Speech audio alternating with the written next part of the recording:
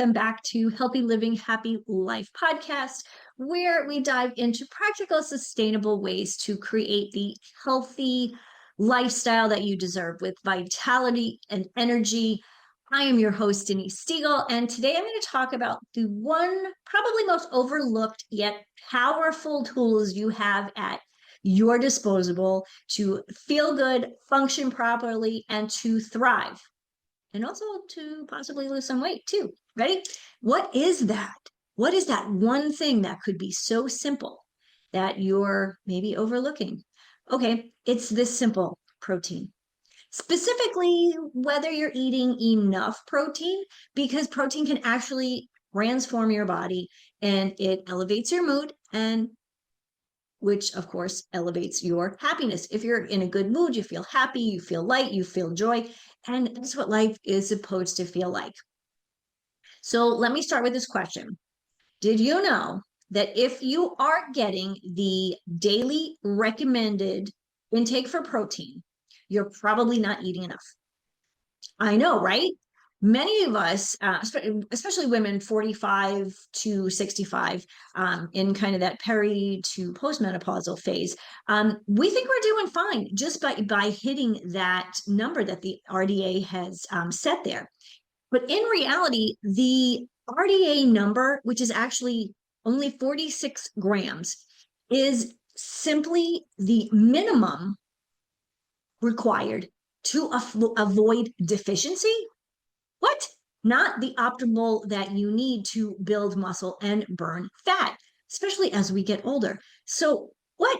All of these years we've been saying, oh, we're hitting the right number, we should be fine. Well, no wonder why we're gaining weight and we feel horrible and we have no energy and we're losing our muscle mass in menopause, because we're not getting enough protein. Now, of course, there are other things involved, but this is one of the simple things that we can do, that we can add or increase in our diets to combat all of these things.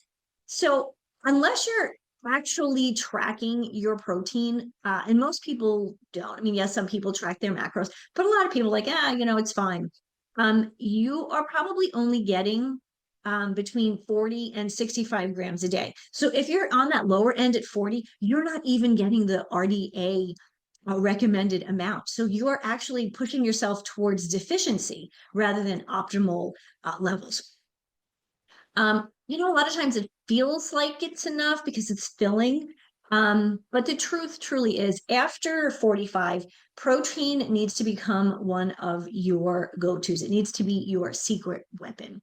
As we get older, our body goes through something called anabolic resistance, which simply means that it becomes harder for us to actually build muscle. Even if we're doing all of the right things like working out, strength training, and eating well, that's where this is where protein steps in kind of to save the day. Dun, dun, dun. Protein is here. So if you want to lose fat, the basic rule usually is you need to be in a caloric deficit, right? So most of us don't think, I need to lose fat. We need to lose weight. In order to do that, you need to be in a caloric deficit, meaning you have to burn more calories than you eat. But you also want to make sure that you're losing fat, hello, Menno belly, as opposed to muscle. And protein is essential here for that. A couple of reasons. Number one, when you're in a calorie deficit, higher protein helps preserve lean tissue, muscle that we need, right? And that is critical for maintaining strength and energy. As we age, we know our energy levels can wane. In fact, there was a study of women 50 to 85, I think it was, and it found that women who ate at least 30 grams of protein per meal had stronger leg muscles and leaner body mass.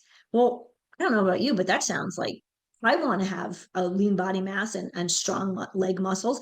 Think about this, with your, strong leg muscles, you can get up and down from a chair.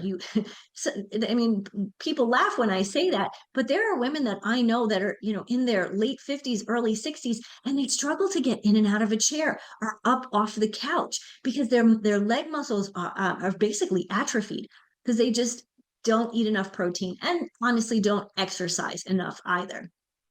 So think about that. That's kind of amazing. Eating protein rich meals every day can completely make a difference. Now, if we're going to go back to that RDA number, 46 is not a lot, right? Is not enough. It took me a long time to believe that I needed up to 100 grams of protein. For much of my life, I've been more of a vegetarian. And yes, you can get protein as a vegetarian, but I was really struggling. So I'll just put it at that for now. So adding this additional protein, that 100 grams of 100 grams of protein really made a difference. I started to notice it within a week. I felt better. I felt stronger. I had so much more energy. And here's a little fun fact. Fun fact, love fun facts. Protein burns more calories during digestion than fats and carbs. So about 20 to 30% of protein's calories are just used to process it. So wait a minute. If you eat protein, your body burns more calories while it's digesting, burning more calories. That's what you want, right? When we're in a calorie, when we want to lose weight, we want to be in that calorie deficit. Well, if our body is burning protein, burning that 20 to 30% more, that's a good thing, right?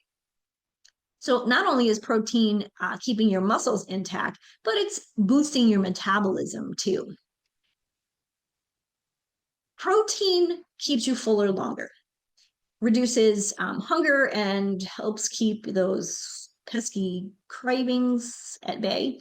Now, I know a lot of times people say, oh, you have to have more fiber, you have to have, more grains and all that. That fiber keeps you fuller longer. Protein keeps you fuller longer. That satiety level is so much higher.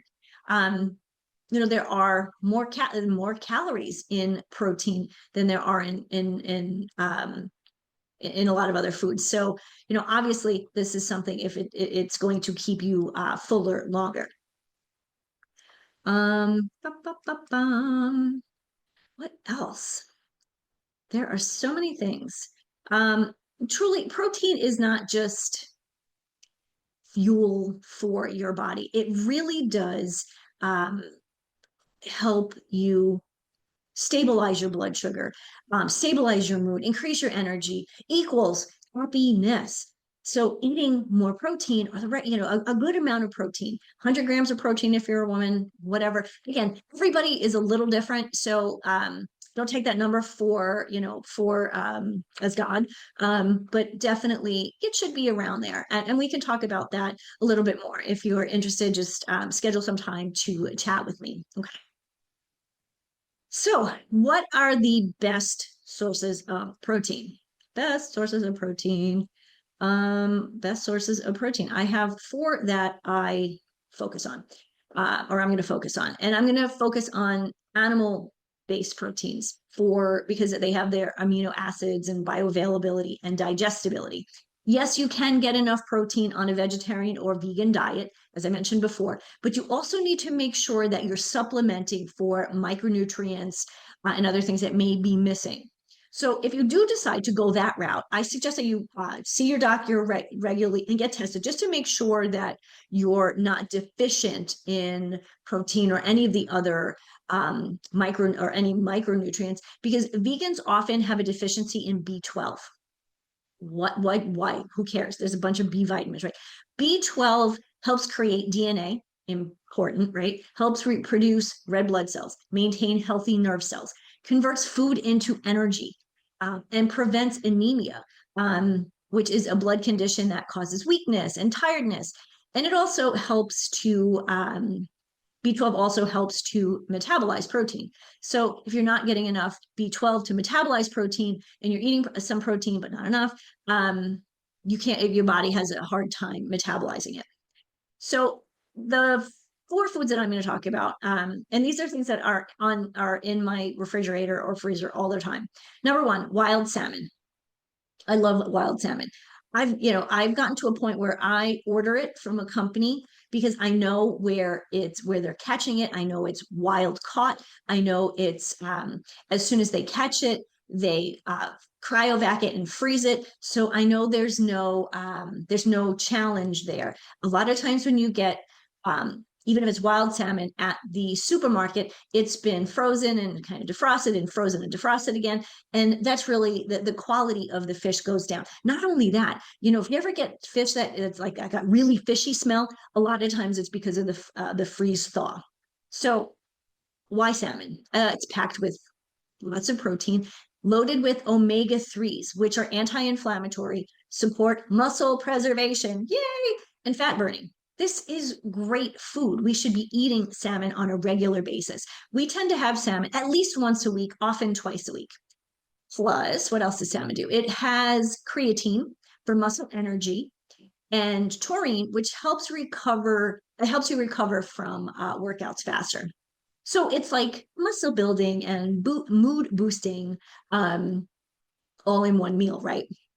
So number 2, Greek yogurt. I remember as a kid, my mom bought plain yogurt one time. And I remember thinking, oh my God, why would anybody eat this? Well, all these years later, not just plain yogurt, but Greek yogurt, which tastes different. Yes, it's still tangy like plain yogurt, but it has such a different flavor profile and thickness and creaminess. But Greek yogurt is number 1, high in protein, low in calorie. So again, if we want to lose weight, get rid of our meno belly, we need the protein, but we also need to pay attention to calories. Greek yogurt also offers probiotics for gut health. And regarding gut health, I do have a gut health freebie on my website, and I really recommend popping over there and picking that up, because we don't understand gut health the way that I believe we should. We just think, oh yeah, I'll take a probiotic, I'll be fine, no big deal. But there really is a lot going on with digestion and your gut health, especially when it comes to your second brain. Your gut and your brain are connected. So they call your gut the second brain. So you want to make sure that your second brain, along with your first brain, are doing well. Strong gut health improves, of course, digestion, plays a role in mental clarity and mood. Ladies, when we are in this phase of life, what are we complaining about? Oh, yes, weight loss, weight gain, and energy and mental brain fog. Mood swings. Food is medicine. Greek yogurt is one of those great foods that can help you with mental clarity, increase mood. Again, packed with B12 vitamins that I mentioned before. It's going to support your energy, make you feel more vibrant, more energetic. I said that twice, sorry. And ready to take on the day. I tend to have Greek yogurt in the morning with some berries and a little bit of cinnamon, because for me, it's just a yummy breakfast. So Greek yogurt is a great option for increasing your protein. The next one is grass-fed beef. Now, grass-fed beef can be a little bit more expensive, but here we're looking for quality, right?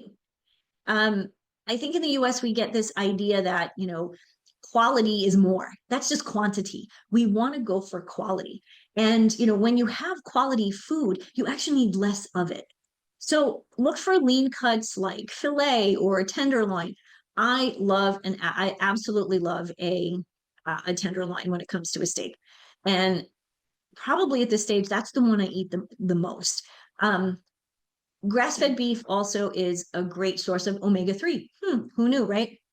And creatine, again, supports muscle growth and recovery. So in this phase of life, we're still working out, right? Or we're adding more, some weightlifting, maybe some different exercises. Maybe we're playing pickleball, whatever it may be. But your body needs to recover after those exercises. Not surprisingly, grass-fed also offers a better nutrient profile. Why? Because the cows are eating grass that's in clover and whatever else is growing there. So you actually are getting more vitamins, more minerals, and antioxidants compared to grain-fed beef. Okay. Number 4, chicken breast. Yep, organic chicken breast. always in the refrigerator. My husband, Mark, always has a joke, at least, where he says he eats so much chicken, he's growing feathers. Not completely true, but we do eat a lot of chicken. I'm one of those people who believe that you can eat chicken 365 days of year and never eat it the same way, right? Chicken is lean, it's lower in calorie. Um, so that's perfect for fat loss, right? You want the protein, you don't need all the calories. So it's also, what else does it have in it? Amino acids, like leucine, again, essential for muscle protein synthesis. All of these things that we have in protein are work synergistically in our body. So when we have enough of them, and our body knows what to do with them, as opposed to other food-like substances, i.e. processed foods, our body actually knows what to do with it, and helps our body work optimally. So if you want to keep the calories down, grow some muscle, chicken is your BFF. So I guess to kind of pull it together, by incorporating protein sources into your daily routine, more protein sources, you're going to support your body, feel great, function properly, and thrive in life, especially during menopause. And ladies, nobody told me when I was 37 that I was starting to go through menopause. Yes, called perimenopause. So at 37, really, I had no idea. No wonder why. And I felt like garbage. I'm now 53 and I'm postmenopausal, which is a completely different phase in all of this. But at this stage, I knew I feel great. My body works properly and I am thriving, not just surviving. So you'll feel stronger, you'll be more energized. And what does that equal? Greater happiness. Protein is the simplest and most effective way to transform your body and how you feel every single day. Now, if you're a little overwhelmed by this and unsure how to how to get all of this protein into your daily diet, schedule a call with me and let's